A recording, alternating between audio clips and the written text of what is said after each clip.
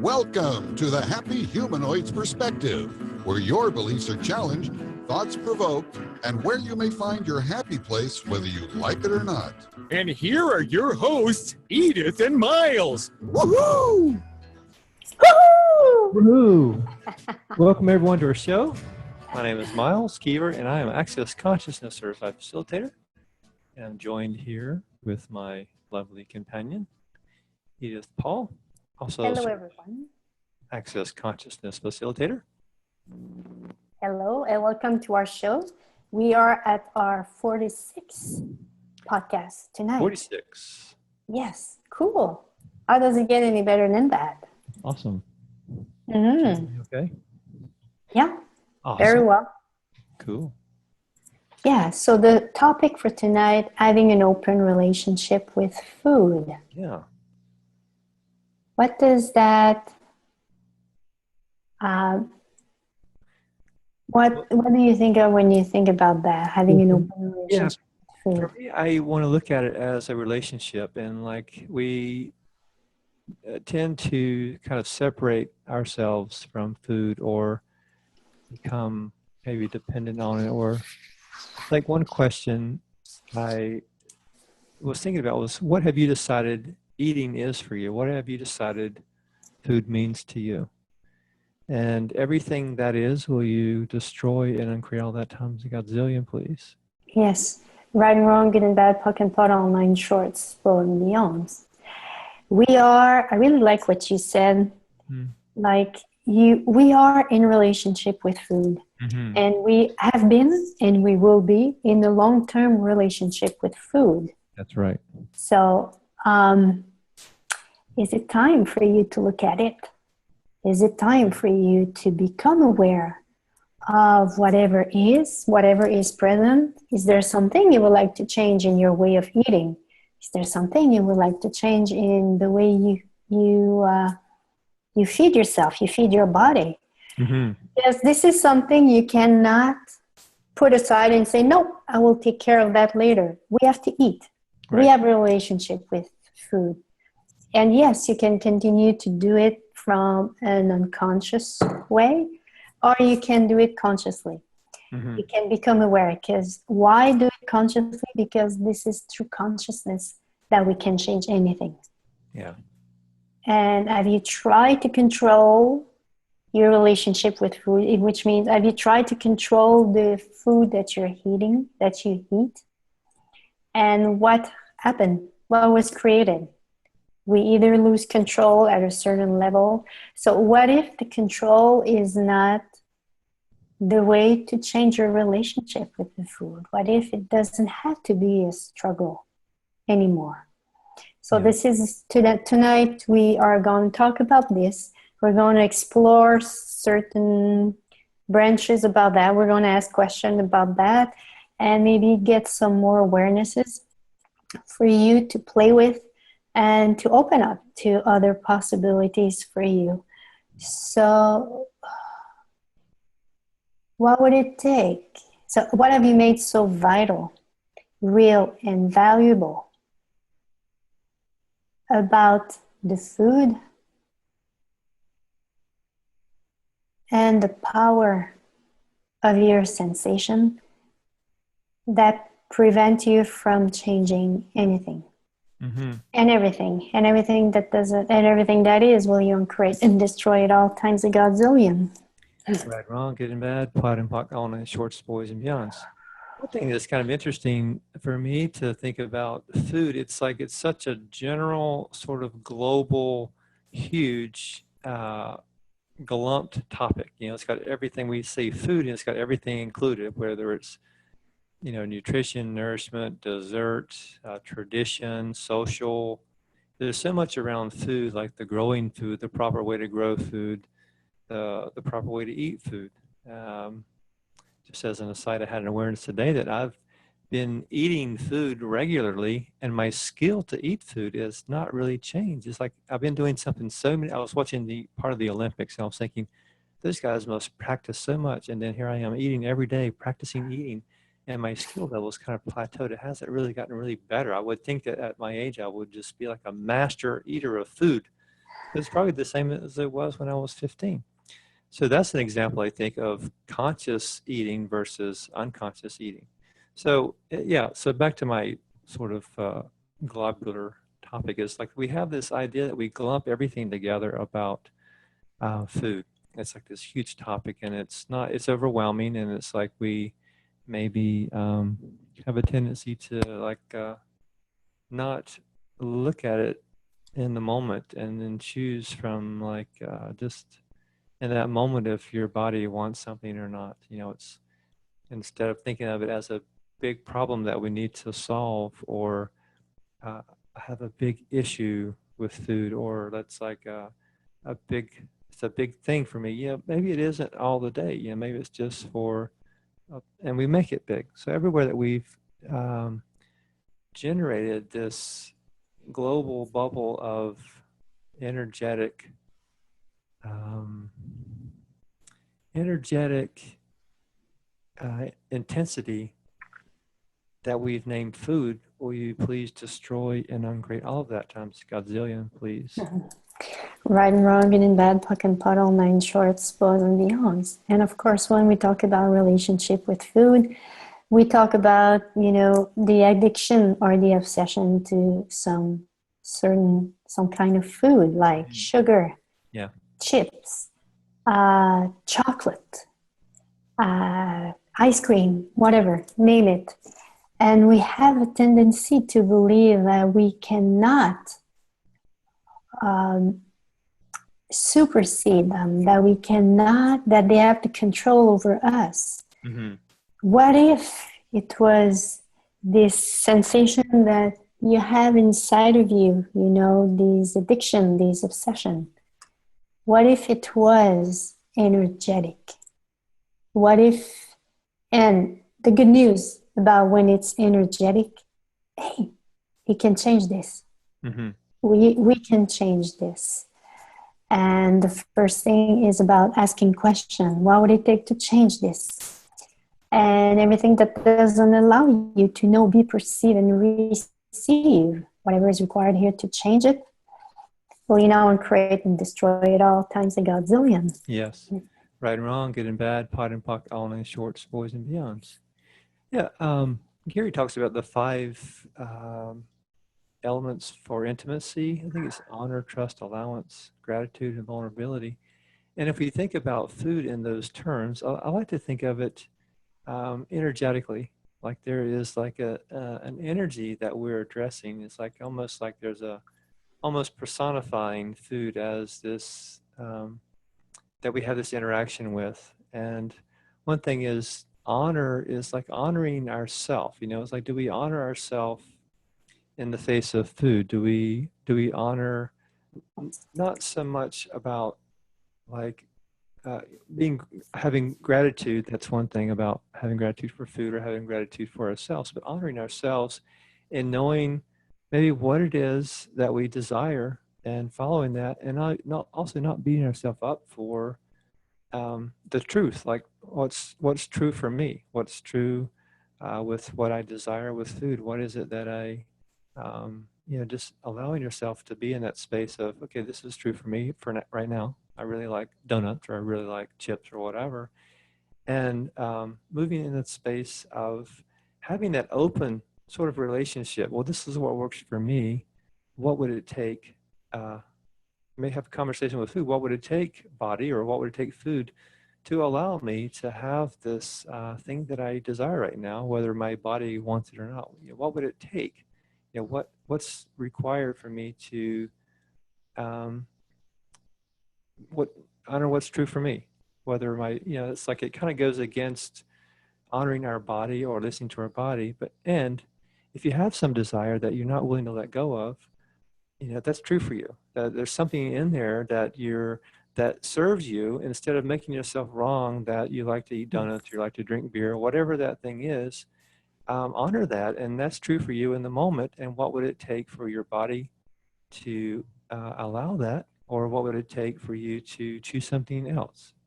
So everything that doesn't allow you to be in the space of choice for what is true for you, will you destroy and uncreate all of that times a godzillion, please? Yes. Right and wrong and bad, puck and pot, online shorts, boys and beyonds. Because it's not by judging you that you will be able to change something. Energetically, when we judge ourselves, we destroy ourselves in order to create something.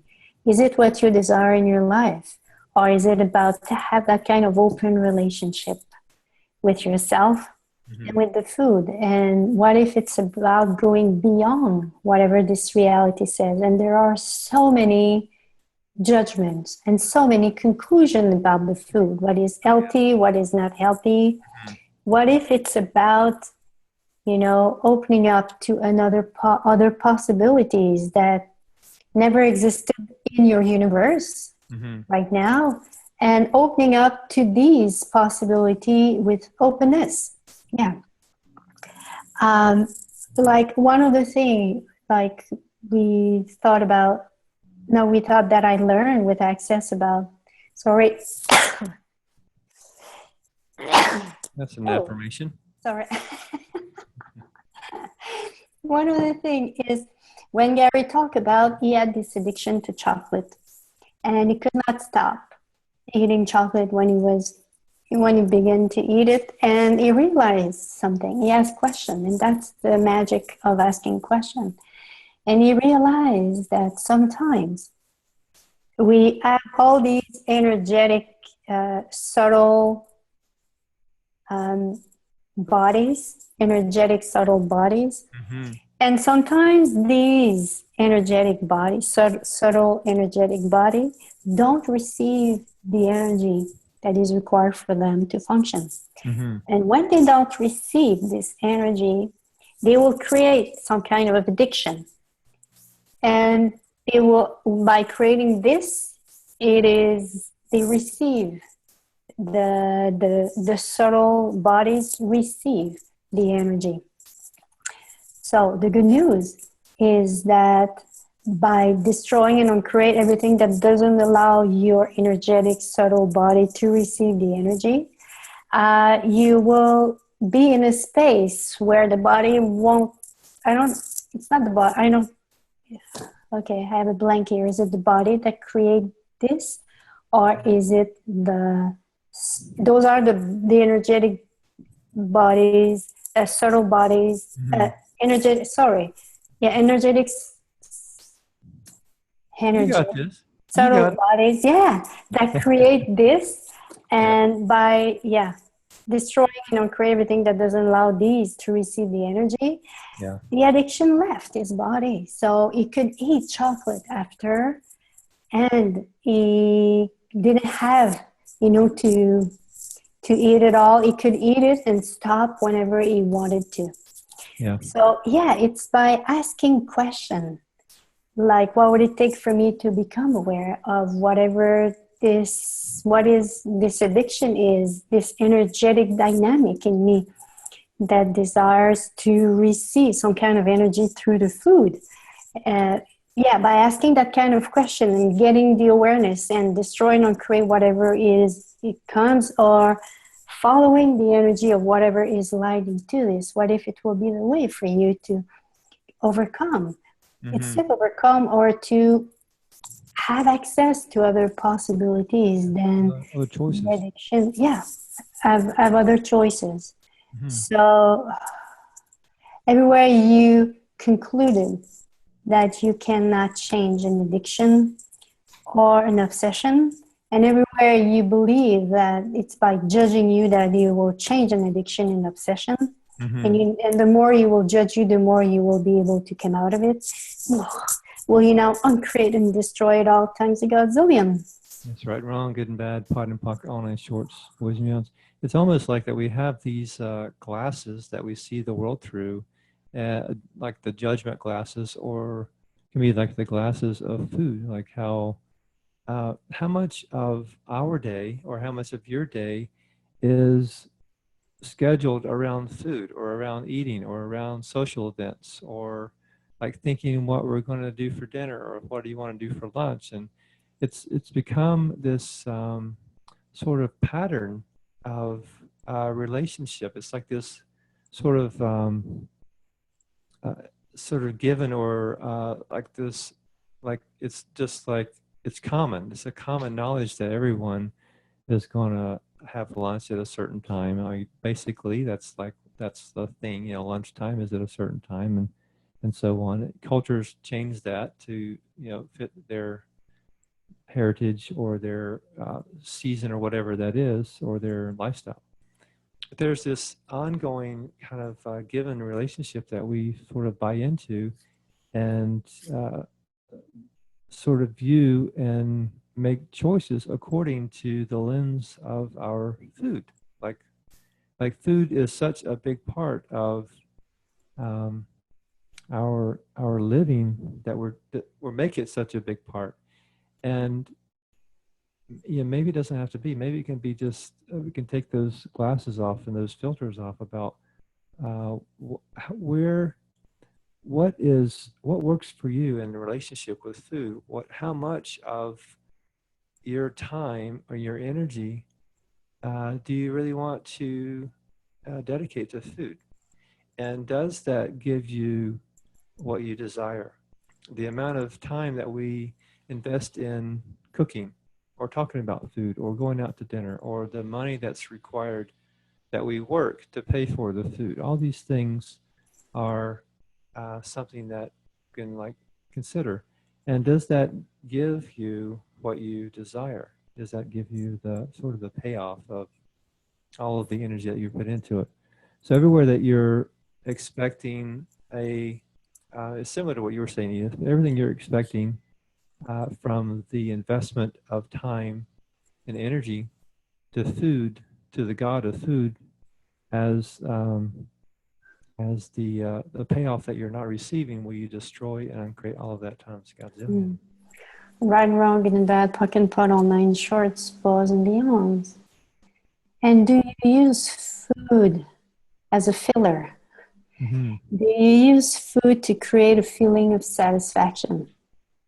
Do you use food to comfort or to console yourself? Do you use food to keep yourself unaware? I realize sometimes that I'm going to eat so much. The body is not hungry, but I will continue to eat because I don't want to be aware of something that is around me, that I am with people and I'm aware of something. And I don't remember when it was, but I was with people. And for me, it was like, I don't have the right to be aware of that of other people. Mm-hmm. Well, if you're aware of it, what if you don't have to do anything with it? What if it's just about allowing you to be aware of things? Yeah. Or are you using food to anesthetize?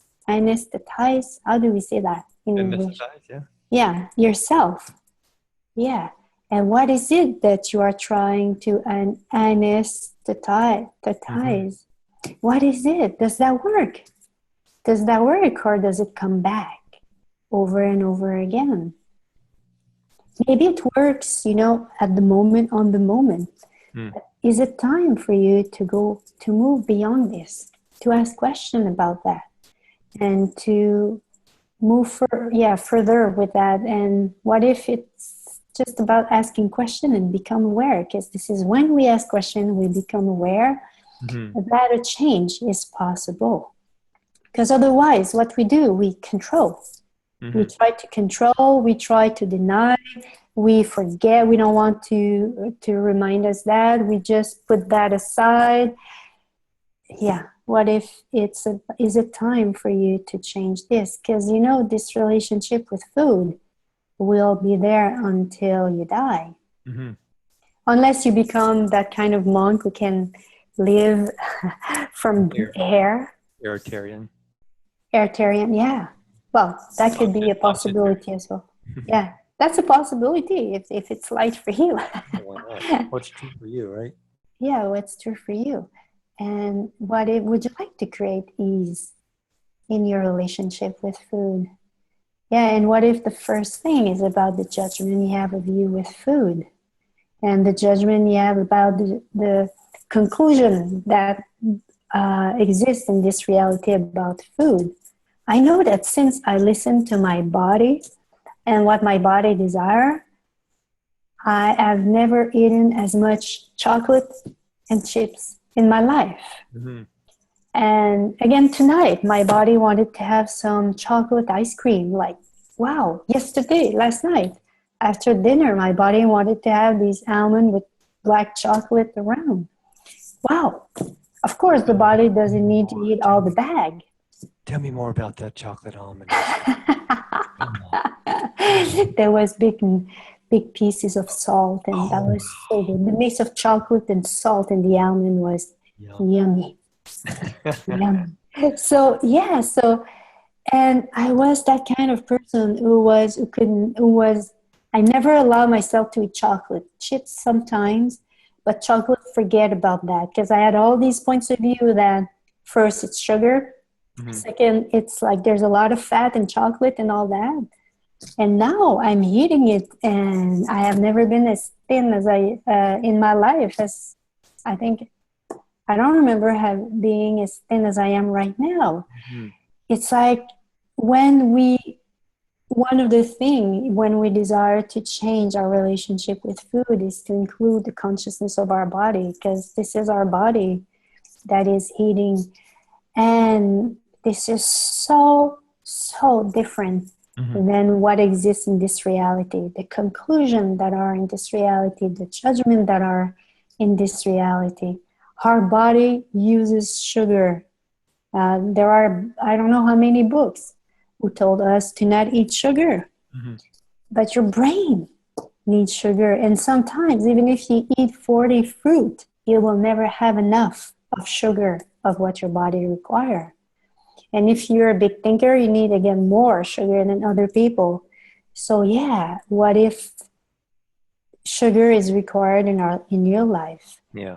And yeah, so it's about, that's the thing. It's about your desire to change it, your relationship with food, but not from your points of view, Mm-hmm. but rather by asking questions and follow the likeness, follow Yeah. whatever is, and destroying everything that creates a limitation. So everything that doesn't allow you to have ease in this process, well, you know, on create and destroy it all times a godzillion. Yes, right and wrong, good and bad, pot and pock on and short spoils meals. Yeah, it's just about asking a question and finding out where we're stuck and just creating your own question about what that is and asking for Mm-hmm. awareness and asking for change, asking for more choices. So there's three things I wanted to touch on. One was like, we should maybe do a podcast on the joy of eating, just because it's like we're not trying to say don't eat, but just like the joy to really enjoy something is really can be a great contribution to our body and to our being on this earth, and whatever that food is for you, like what's the joy of eating for you. The other two things was, Edith, you talked to me before about when you're prior to coaching someone or prior to doing a class, you tend to eat less, and it seems like the more that you honor that and eat less, or not, maybe don't eat much at all, it's like the more clarity you have and the more access the more, I'd just say more clarity you have, and the easier it is for you to be aware of the energies in the room or the class with people. So that's one thing I want to say. And so food can be, like you said before, like a buffer or like a filler, you said. And also, I recognize for myself when I'm at the house and we're hanging out or whatever, and you're doing your thing, and I'm walking around, or maybe I'm looking for food. That's usually the moment where I'm really not creating my life. It's like I maybe desire food as a way to like do the Rubik's Cube. It's like I'm moving things around, I'm moving the colors around the blocks and spinning them. And it really looks like I'm doing something really creative and busy, and like it could be like moving the molecules in my body and digesting it. But really I'm not creating anything in my life in that moment. It's just more, I'm creating more burden for my body, because 9 times out of 10, I'm really not hungry. And I try to eat something like maybe a snack or something, and choose something else. And I'm also aware that when I'm just sort of wandering around, and it's like I'm not creating my life from from a space of, like, for example, like having been here in Chicago for the last 5 weeks, I've slept like 5, 6 hours, like a night. I'm like up at 6:30. I go to bed at like sometimes 1:30 after the shows, and I'm up at 6:30. And I don't really want to eat that much. I'll sometimes have some kind of like a kombucha or something in the morning, maybe a little roll or something, and maybe have something for lunch. And then I may not have dinner, or maybe I'll have something for dinner, but it's usually a lot less than I have been eating at home. And I'm doing a lot more. I'm using my brain more, and more activity and more like interactions, but I'm doing something that I love. I'm creating my life, and my body doesn't require the food. Just like it doesn't, it's just like I don't require that much food. I don't require that much sleep. It's just interesting. Like when we choose something that creates for us, and we are creating our life from that space of expansion, it's like all of the things that we use in our life to sort of like, it's okay, it's all right, I'll just have some whatever that is, or I'll just have some more sleep, or I'll just have some more food. Those are all the ways in which I try to justify not creating my life. For me, not always, but that's what I've noticed as a pattern, is when I'm in that space of needing more sleep, or eating more food, or eating more snacky stuff. What am I doing with my life that I'm not aware? What is it that I could be doing with my life that I'm not aware of, or I'm not choosing? And what would it take for me to become more aware of that? And so everywhere that you're using food or sleep or non-exercise or things that we're justifying, and it's really just the Rubik's Cube of disorder, as a way to feel comfortable with not creating your life, not to make yourself wrong, but what would it take for you to have the awareness? So pardon puck all that. So what would it take for you to have the awareness of what you really desire to do with your life, and make that your thing, and everything else will take care of itself. So everything that doesn't allow that, will you destroy and uncreate all that times a godzillion. Right and wrong, good, bad, good, puck, all nine shorts, flaws and beyonds. It reminds me, I was listening to you. Before I began Access, I was eating so much. The quantity of food that I could eat, breakfast, lunch, and dinner, was amazing. People were asking me, where do you put all this food? Yeah. And I was hungry. Mm-hmm. I was hungry. But I realized after that, I was hungry for my life. What are you hungry for? Right. What are you hungry for? What if it's about your life? What if it's about you? What if it's about who you are, what, your dreams? What are your aspirations? What are you inspired by? Yeah. What if it's about following this? And when I realized that, like you, when I follow all of that, the need to eat becomes so, I don't have to eat as much as I used to. It goes away. Yeah, it goes away because I'm feeding myself with the energy of who I really be. I follow the likeness. When we follow the likeness in our life, we don't need to. And at the same time, this is a process that is like, we become aware at the same time of everywhere we destroy ourselves and all that. And at the same time, we have that level of ease. We have access to a level of ease that we don't have if we don't follow that. That's what I want to say. And you said something about creating our life. And I'm doing a class with Bain about creation. And he said today, one of the things is wake up in the morning and ask yourself, what am I now that has never existed before? Because what we try to do is we try to bring the past forward with us. And by doing this, just imagine all the energy of yourself that you have to control, that you have to put in. Yeah. So, so for me, when you said that today was like, oh my God, I try to, what if today I could be energies that I've never been before? Yeah. And it just open up to something else. First, the expansion that comes with that, and the lightness. And I don't have to bring this heaviness. And when I bring this heaviness, guess what? I have to equalize that kind of heaviness. And how I do it, it's by heating, by creating that sense of heaviness, by bringing this heaviness with me. Yeah. So is it time for you to choose to open up to a you that has never existed before, and everything that doesn't allow you this, will you now uncreate and destroy it all times a godzillion? Right and wrong, good and bad, pot and puck, all night shorts, boys and beyonds. Yeah, it's like everywhere that we're using the stupidity of creating, misidentifying the consuming of food as being the energy that gives us the energy of creating our life. Will you destroy it and create all that times a godzillion, please? Yes, right and wrong, good, bad, pot, puck, all nine shorts, boys and beyonds, and all these solidities that you try to recreate again and again through food. Yeah. Will you now uncreate and destroy it all times a godzillion? Yes. Right and wrong, good and bad, pot and puck, all night shorts, boys and beyonds. I think we're on our half-hour mark. Yeah. Have anything else to say? Any nuggets of wisdom? Yeah. What if you can? What? At first, I made an error. I said old wise one. I meant to say young wise one. Please forgive me. Yeah. What's with me? I'm young. I'm not old. Yeah, I'm the older one.